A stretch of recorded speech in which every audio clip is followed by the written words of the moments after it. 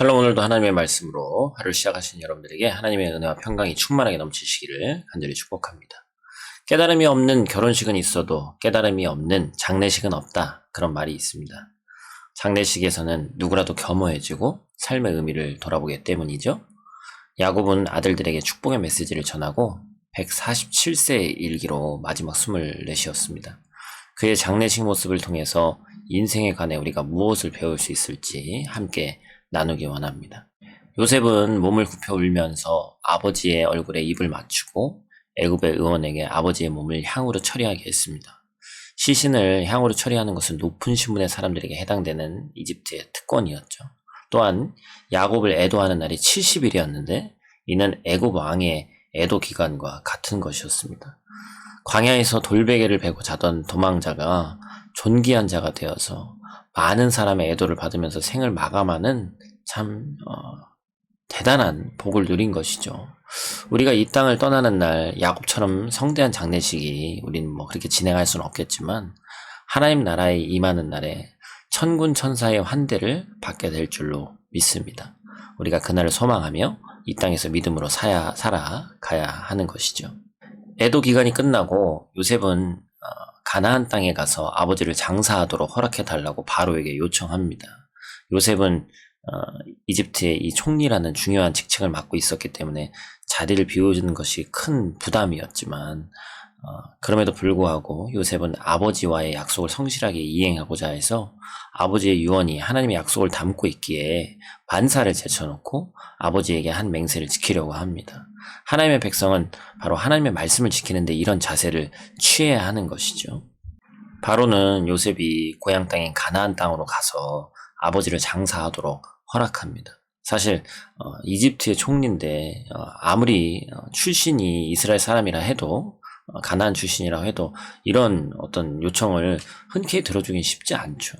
그럼에도 불구하고 들어준 것은 요셉이 평소에 신실하게 행한 사람이었다. 그래서 바로의 절대적인 신임을 얻었기 때문에 가능했던 것이죠. 우리는 하나님을 믿는 자로서 세상에서 맡은 일에 탁월하고 사람들과의 관계에서 진실하기 위해 노력해야 됩니다.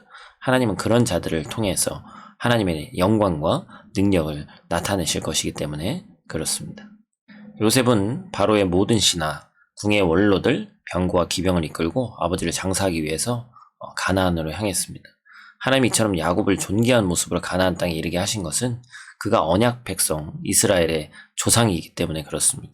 우리가 혹 이 땅에서 다른 사람들에 비해서 초라한 모습으로 살아간다 할지라도 하나님은 하나님의 나라가 임하는 그날에 우리를 존귀하게 대하실 것이다 라는 것이죠. 우리가 그날을 기대하며 오늘을 소망 가운데 살아가야 함을 이야기하고 있습니다. 야곱의 아들들 모두가 마므레와 막벨라 굴에 이르러서 아버지를 장사합니다. 이제껏 그들이 모두 함께한 일이 없었죠. 하지만 아버지의 당부로 인해서 그들은 한 뜻과 한 마음으로 함께 아버지의 장례를 치릅니다. 하나님 안에서 하나된 마음은 모든 일을 가능하게 하고 함께 성장하게 하는 것이죠. 우리 가족과 공동체가 하나됨을 이루어서 하나님의 말씀에 순종하는 저와 여러분들 되시기를 간절히 축복합니다. 우리 어린 아이들을 위한 말씀 묵상의 또 중요한 포인트는 우리는 이 해외 땅에 살지만 언젠가 우리가 한국으로 돌아가건 또 이곳에서 우리가 어느 때까지 계속 있을지 우리는 알 수 없지만 나중에는 우리 모두 다 죽음이라는 것을 맞이해야 되고 또 하나님과 영원히 함께 사는 나라를 가는 존재다.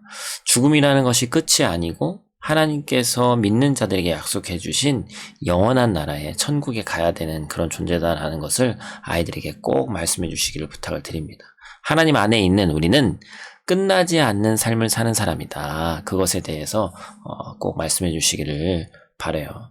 야곱이라는 사람의 참 인생은 파란만장한 인생을 살았지만 가나안이라는 땅에 살면서 사랑하는 아들을 잃고 평생을 우울하게 살아가다가 그럼에도 불구하고 그 말년에 그때 제일 강했던 나라인 이집트의 총리의 아버지가 되어서 어찌 보면 참 하나님의 언약이 성취되는 그 모든 과정 가운데 있었고 그 가운데서 결국에 하나님이 끝까지 그의 인생을 책임지신 것처럼 믿는 우리는 하나님께서 눈 감는 그리고 눈 감아서 하나님 나라 가는 그날까지 우리 인생을 처음과 끝을 책임져 주시는 분이 하나님이시다라는 사실을 꼭 꼭 아이들에게 말씀해 주시기를 부탁을 드립니다. 오늘 하루도 말씀으로 승리하는 저 여러분들 되시기를 간절히 축복합니다.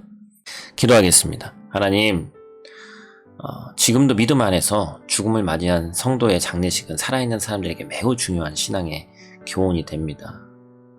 마치 사람들은 영원히 살 것 같은 착각 속에서 살지만 우리에게 어떤 죽음이라는 것이 다가왔을 때 그때 죽음 이유를 생각하게 되는데 사람이 한번 죽는 것은 피할 수 없는 것이고 이후에는 하나님의 심판이 있다는 사실을 꼭 기억하고 하나님 안에 있는 자는 그 인생을 지금 어떠하든지 간에 종국에는 하나님이 존귀하게 사용하신다는 사실을 잊지 않고 살아갈 수 있도록 하나님 도와주시옵소서. 마치 현세의 삶이 모든 것을 대변하는 양 사는 것이 아니라 하나님 나라의 언약 백성으로서 하나님 나라를 사모하며 이 땅에서 살아가는, 그래서 영원한 본향을 사모하는 나그네 소리의 삶을 이 땅에서 잘 살아갈 수 있도록 하나님 도와주시옵소서. 사랑하는 자손들에게도 신앙의 유산을 남기는 우리가 되길 원하오니 하나님 함께하여 주시옵소서. 오늘 하루도 눈동자같이 지켜줄 믿사오며 예수님 귀하신 이름으로 기도드립니다. 아멘.